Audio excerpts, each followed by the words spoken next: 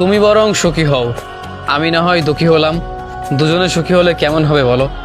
দুজনে তো সুখী হওয়া যায় না। দুটো মানুষ যদি সুখী হতো তাহলে তো সারা জীবন একসাথেই থাকতে পারতো। তুমি আমি এক থাকতে পারিনি, তুমি আমার হওনি কিংবা আমি তোমার হইনি। এখানে একজন দুঃখ পাবে, একজন সুখ পাবে, এটাই তো স্বাভাবিক। দুজনের সুখ হলে কেমনই বা হবে?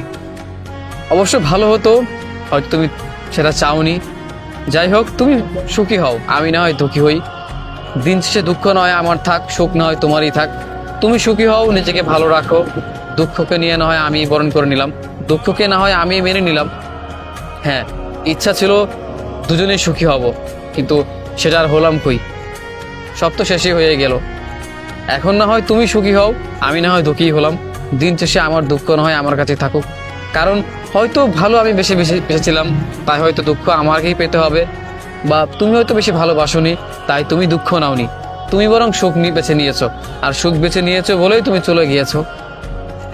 দেখো, তোমাকে বেশি ভালোবেসেছি, তাই তো তোমাকে ভালো রেখে আমি দুঃখ চাচ্ছি।